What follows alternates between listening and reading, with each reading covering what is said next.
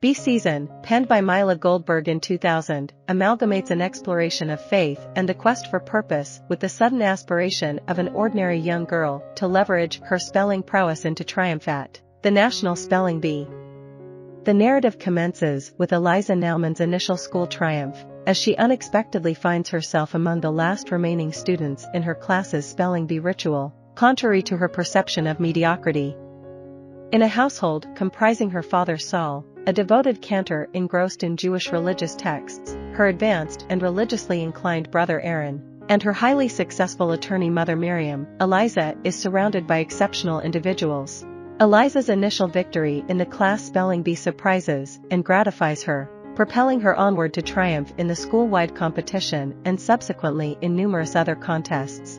Her accomplishments capture the attention of Saul, leading to her inclusion in his study for guidance and practice. However, this strains the relationship with Aaron, who is expelled from the study, causing confusion and distress. As Eliza's winning streak continues with triumphs in the district and a chance to compete at the national level, Saul's fixation on her and her spelling achievements intensifies, fueled by his belief in her extraordinary aptitude. Saul's lifelong pursuit has been to establish a connection with the divine. In his earlier years, he experimented with mind-altering substances in an attempt to expand his consciousness. As he matured, he delved into the study of various texts, albeit with limited success. Eventually, he becomes convinced that Eliza possesses the potential to uncover the Shifa, a state of divine intervention or influence. Her study sessions now incorporate the Jewish writings of Abraham Abulafia. Eliza's desire for her father's approval propels her to endeavor to fulfill his expectations. In contrast, Aaron's spiritual fulfillment with Judaism diminishes over time, leading him on a restless exploration of alternative religions and philosophies. His investigations encompass Christianity, Buddhism, and others, yet none offer satisfaction. A chance encounter with the International Society for Krishna Consciousness during a park outing captivates him, quickly transforming him into an adherent.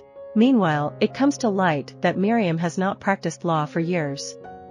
A conversation with Saul long ago introduced her to the concept of tikkun olam, the notion of repairing the world. This notion has led her to believe that fragments of herself have been dispersed into inanimate objects.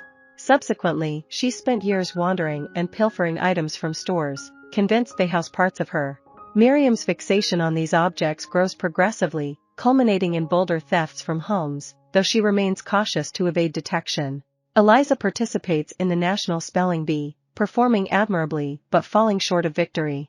Despite this, she remains undeterred, and Saul assures her they will continue to prepare for next year's competition. Upon returning home, he declares a celebratory dinner, framing it as a triumph, although she hasn't secured a win.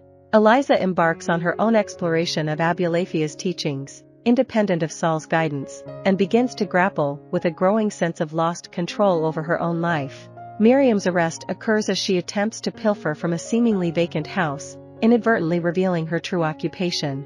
Saul uncovers a concealed storage space containing the amassed trove of stolen items, meticulously arranged in an intricate pattern. At her trial, Miriam employs an insanity defense, resulting in a directive for her institutionalization. In swift succession, Aaron announces his departure from home to fully commit to his newfound faith. Inspired by the teachings of Abulafia and her father, Eliza embarks on a personal journey to attain Shifa.